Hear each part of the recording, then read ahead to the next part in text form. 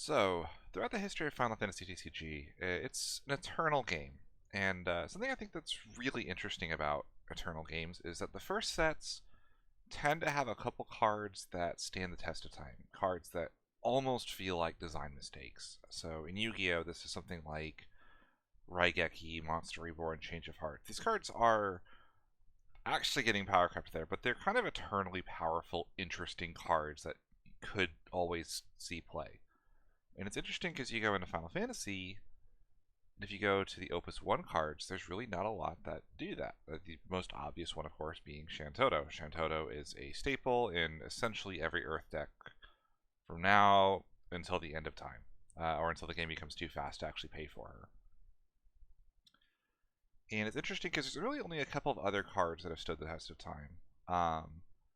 Valifor shows up sometimes in more degenerate lists, and the Opus 1 Legend Zidane does have some utility in specific lists, simply for being an untargetable, potentially unblockable forward, assuming you can control what forwards are on your opponent's side of the field well enough. I've seen this show up in like Folka lists where you're like continually bouncing your opponent's forwards, and the Zidane just is unblockable and untargetable. So you like put this next to a Tidus, and your opponent now has essentially 2 copies of Tidus coming in every turn.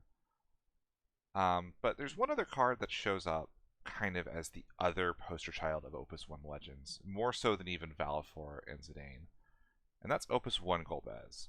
So if you haven't read this card, Golbez is 6 CP, and he reads, when Golbez is put from the field into the break zone, you may search for up to 4 cards of cost 2, each of a different element, and play them onto the field. Their auto abilities will not trigger. This essentially takes 4 characters from your deck, and special summons them onto the field as long as you can kill this card.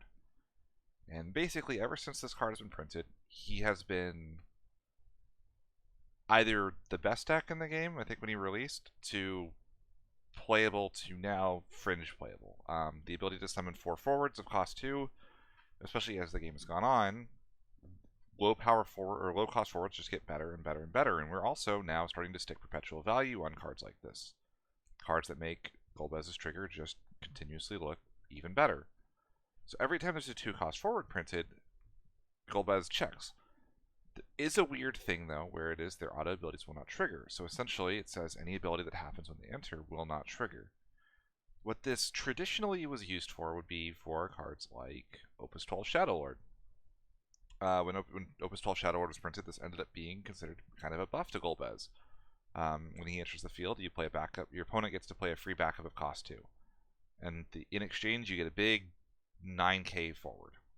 So you would kind of play these forwards that it would ignore entry triggers. So another example would be the next set came out with this Kane. This Kane has haste, and when he dies, he resurrects to your opponent's field, because that's the Kane thing, is betraying his team.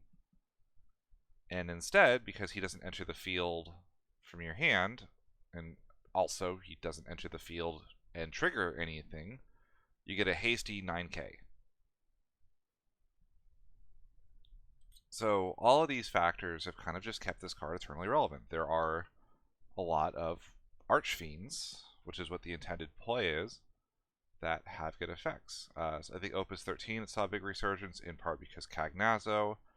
Cagnazzo doesn't trigger for himself, but he does trigger to see the other forwards enter the field, so he will get 3 counters and kind of can nuke something for 2C, for free.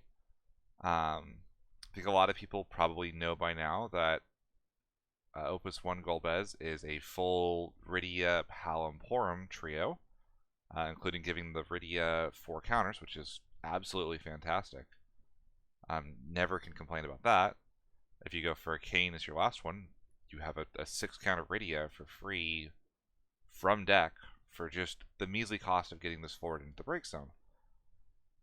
So one of my local friends is a very avid player of Golbez. He's been playing this deck basically since he got into the game. And he kept getting, a little bit more frustrated at locals, because there's just a lot more to answer Golbez. When this card was first released, there really wasn't an answer. You would have to kill Golbez or Shantoto it, and then you'd have to deal with whatever could come out of the deck off of the Golbez. Nowadays, though, you can Amaterasu the Golbez, you can Cucullin him to blank his effects before he dies. You can Typhon him back to deck. You can try to remove him from the game with something like a lightning. There's just a lot more ways of dealing with this card that don't involve your opponent getting their 4 forwards. And there's a weird issue where, because it's 4 forward of different elements, you have to play, it's called a Yu-Gi-Oh term, a Garnet, because if you draw the forwards you want to play off of Golbez, you can't play them from your hand. It says you have to search and play them onto the field. It doesn't say search, add them to your hand, then play up to 4 forwards onto the field. So there's this weird race against time where you have to kill the Golbez before you draw all of your Archfiends. Or otherwise you're getting reduced value off of the Golbez. So he kept going, and he would have all these issues, and I was like, okay, let me take a look at the list and see what I can do. And I went through and kind of looked, and honestly, there's been a lot of really cool cards for Golbez recently. So I thought I would go ahead and share the list that I have built. So this is my Golbez list. You'll notice there's actually a fair amount of relatively new cards in here. I was pretty shocked myself. So as always, we've got our 3 Golbez, and we've got our ways to kind of sack off our Golbez with our 2 Delita. We've got an Araman, Cactuar, 3 Titans. Plenty of ways to get rid of our own Golbez if we need to, if our opponent isn't willing to do it for us, which, let's face it, they never will. But there's a lot of interesting developments in this list that I think were really important. So first off, Golbez is very all-in. When the Golbez gets negated, you have essentially lost that game. So my goal was, I wanted to find a way to reduce the variance. I wanted to make Golbez be a thing the deck can do, but not the only thing the deck can do. And when I see an Earth Lightning list, I immediately thought, let's stick a couple parts of the Trinity in. So we got 3 copies of Durando and 2 copies of Arciela. So the idea here is Arciela is just a generic good stuff card, but Durando can draw us enough cards so that instead of other options, we can go for Golbez and have it be less resource intense. Similarly, I went for a pretty steady backup engine in Delusory Warlock, Lady of Antiquity to kind of get 2 backups down early so we can play the Golbez without pitching our entire hand.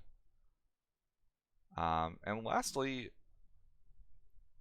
I think something people haven't realized yet is the combo of Reeve Vanille is maybe one of the most broken in the game right now. So Reeve, if you haven't read him, says when he enters the field, choose a forward of cost 2 and you break zone, play it onto the field.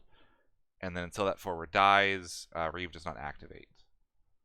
And then Vanille essentially taxes every the first auto ability your opponent does each turn if you'd like her to.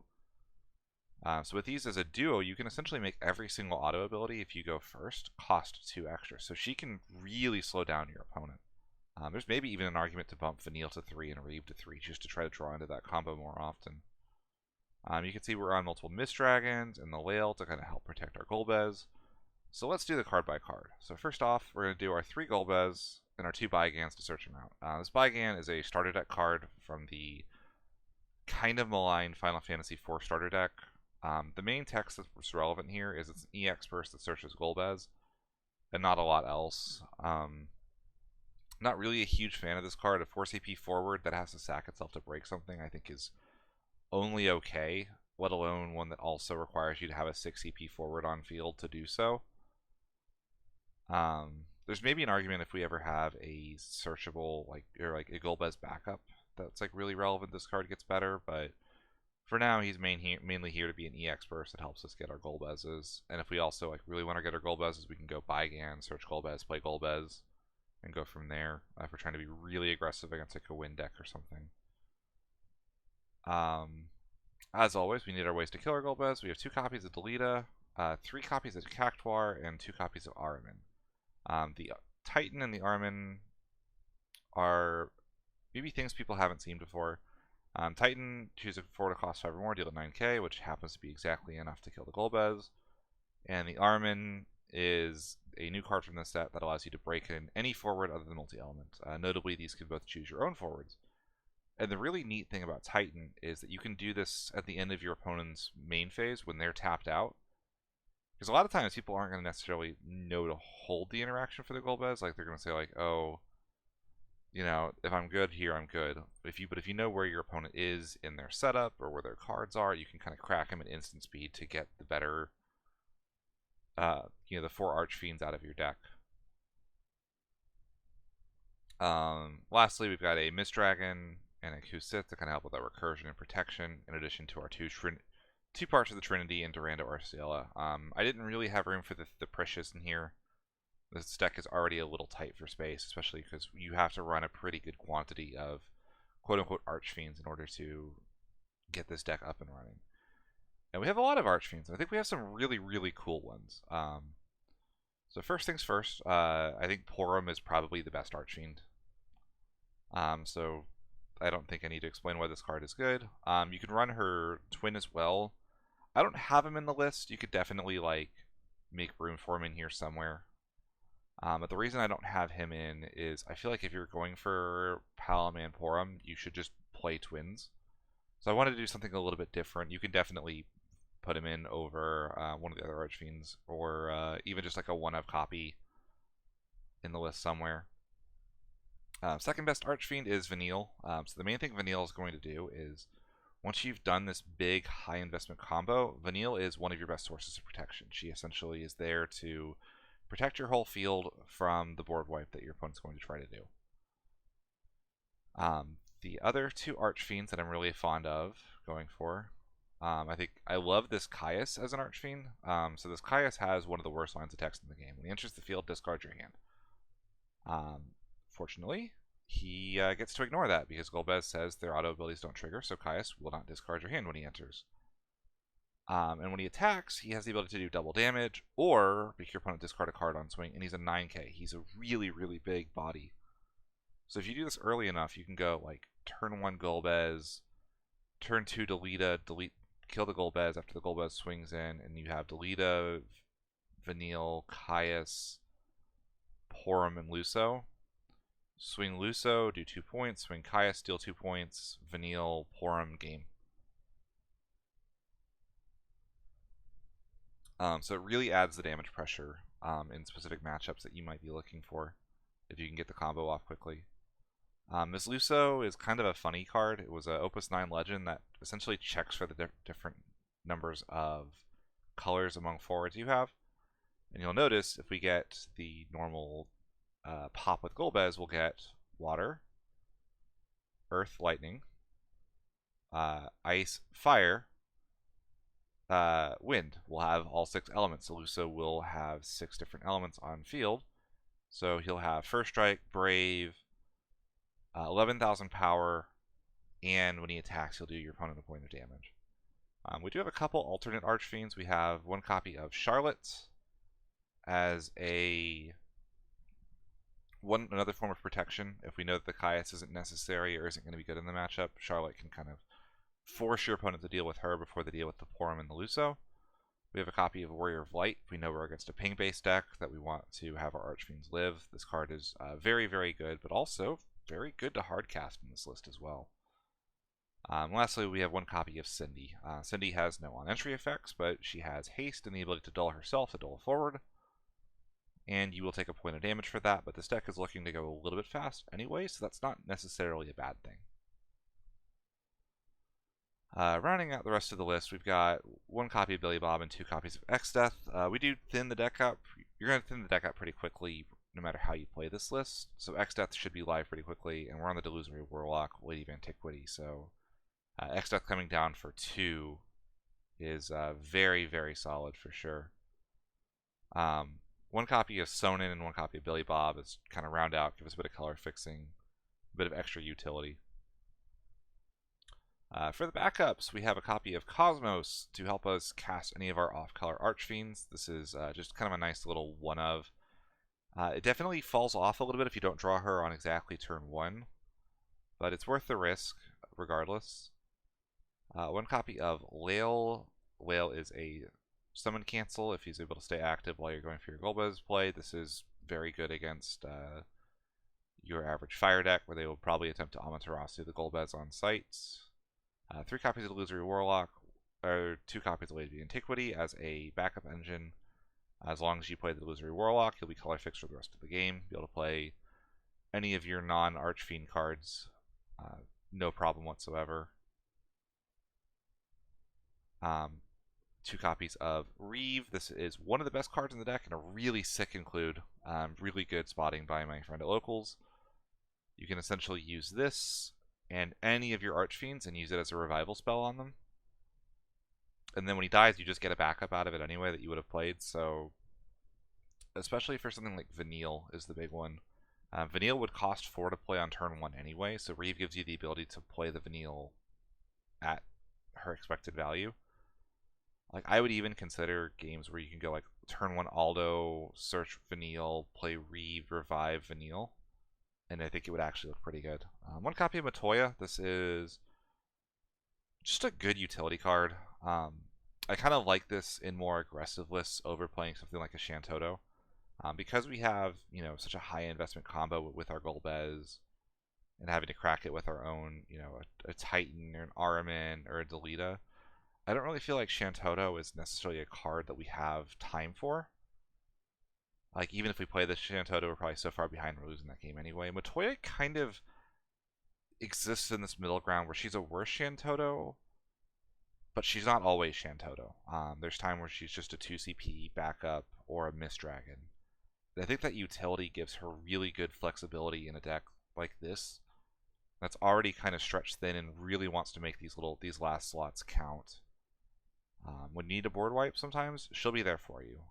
If you don't, then she'll just do what she has to do. I think it's a really, really nice card for aggressive lists.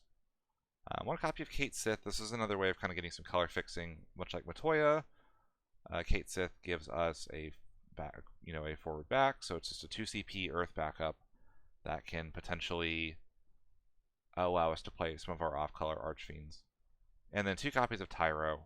You can maybe find room for the 3rd, but again, I just wanted to find it's an EX burst that gets you any piece of your combo you're looking for, but also happens to help us color fix for our off-color cards. So that's the list. Definitely suffers for some of the problems that Golbez has had, but I feel like with a good bracket run, this actually does have some legs. And especially in, like, if this gets to top cut, it can be a little bit trickier to interact with just because your power cards are very powerful. Would say you could consider cutting, like, one of the Caiuses for, like, a Palom. So you could get, 2 twins online immediately, but I do really, really like what Caius brings to the deck as far as, like I said, damage pressure, attacking the opponent's hand, and just a really big forward, because I think the one thing about this set of Archfiends is they're a lot smaller on paper than your traditional, like, your Kane, your Shadow Lord. A lot of times you'd bring out, like, an Aerith from the deck to make all of your cards bigger, but, yeah. So that's the list. Hope you guys enjoyed it. Let me know what you guys think down below. Let me know if there's any interesting ideas you guys have for the list or any changes you would make personally. So yeah, thanks for watching.